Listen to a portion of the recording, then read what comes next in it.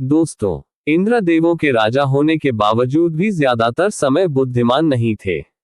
वे क्रोध, अभिमान, ईर्ष्या और अहंकार के लिए बहुत आसानी से मार्ग प्रशस्त कर देते थे। एक बार वे स्वर्ग में थे और अन्य देवताओं के साथ आनंद मना रहे थे।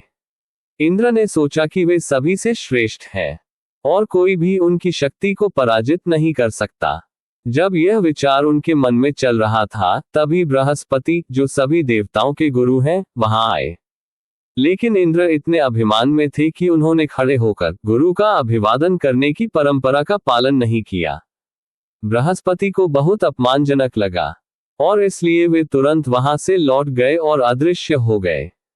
जब अग्नि ने इंद्र को उनके व्यवहार के बारे में चेतावनी दी, तब इंद्र को होश आया और वे बृहस्पति से माफी मांगने गए। हालांकि वे उन्हें नहीं मिले। साथ ही साथ देवताओं और असुरों के बीच बहुत सारे युद्ध हो रहे थे। चूंकि बृहस्पति देवताओं का मार्गदर्शन करने और उन्हें शिक्षा देने के लिए वहां नहीं थे, इसलिए वे अपने सभी युद्ध हारने लगे। बार बार देवताओं को हार और अपमान का सामना करना पड़ा। ये सब देखकर इंद्र मदद के लिए ब्रह्मा के पास गए और ब्रह्मा को बताया कि क्या हुआ है। ब्रह्मा ने इंद्र के व्यवहार से निराश होकर कहा कि तुम जो कुछ भी झेल रहे हो, वह तुम्हारे अहंकार के कारण है। गुरु को भगवान के बराबर माना जाना चाहिए, इसलिए वह सभी सम्मान का हकदार है। ब्रह्मा ने कहा कि इंद्र और अन्य देवताओं ने असुरों के कारण बहुत कष्ट झेले हैं। ब्रह्मा ने इंद्र से कहा कि वे त्वता के छोटे पुत्र विश्वरूप के पास जाएं और उनसे गुरु बनने का अनुरोध करें। विश्वरूप भी इसके लिए सहमत हो गए और देवताओं का मार्गदर्शन करने लगे।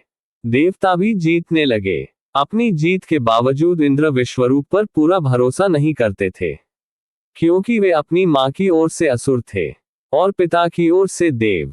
अन्य देवताओं ने इंद्र को इस विचार से दूर रखने की कोशिश की, लेकिन इंद्र अड़े रहे। उन्हें विश्वास ही नहीं हो रहा था कि विश्वरूप उनके मित्र हैं। और एक दिन इंद्र ने विश्वरूप का सिर काट दिया। अग्नि और वायु भयभीत हो गए और इंद्र से कहा कि उन्होंने गलती की है। उन्होंने कहा कि त्वता उनके बेटे की मौत का बदला लेगा। जब त्वता ने ये सुना, तो उसने एक यज्ञ की अग्नि जलाई और उसमें से एक राक्षस को इंद्र से बदला लेने का आदेश दिया। उसमें से वृत्र नामक एक भयानक प्राणी निकला। देवताओं ने ये जानकर वृत्र पर आक्रमण किया, लेकिन हर बार यह प्रयास विफल रहा। तब इंद्र नारायण के पास सहायता मांगने गए। नारायण ने इंद्र से कहा कि वे ऋषि दधीची के पास जाएं और उनसे अपना शरीर देने के लिए कहें।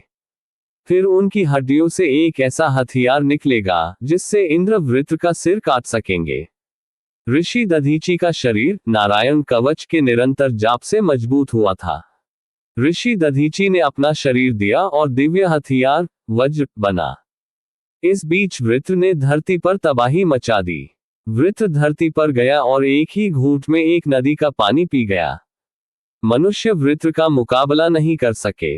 वे अपना पानी तो दूर, खुद की रक्षा भी नहीं कर सके। जल्द ही वृत्र ने धरती का सारा पानी पी लिया। पानी के बिना धरती बंजर हो गई। मनुष्य, पक्षी और जानवर प्यास से तड़प रहे थे। वृत्र से लड़ने का कोई उपाय न होने पर उन्होंने देवताओं से प्रार्थना की। वज्र लेकर इंद्र वृत्र से युद्ध करने चले गए। वृत्र ने जोरदार गर्जना की और इंद्र पर अपना त्रिशूल फेंका। इंद्र ने अपने वज्र से उसे बीच में ही नष्ट कर दिया और वृत्र की भुजा भी काट दी। अब वृत्र ने अपना मुंह खोलकर इंद्र और उसके हाथी दोनों को निगल लिया और सभी देवताओं ने सोचा कि इंद्र का अंत हो गया। हालांकि इंद्र ने वृत्र का पेट फाड़ दिया और जीत के साथ बाहर आ गए। जब देवता ये सब देख रहे थे, तब वृत्र के शरीर की आत्मा नारायण में प्रकट हुई। बाद में नारायण ने खुलासा किया कि वृत्र उनका सबसे बड़ा भक्त था और एक श्राप के कारण उसे राक्षस शरीर मिला था। दोस्तों, इस प्रकार बाद में नारायण ने वृत्र को वायु के देवता का नाम दिया।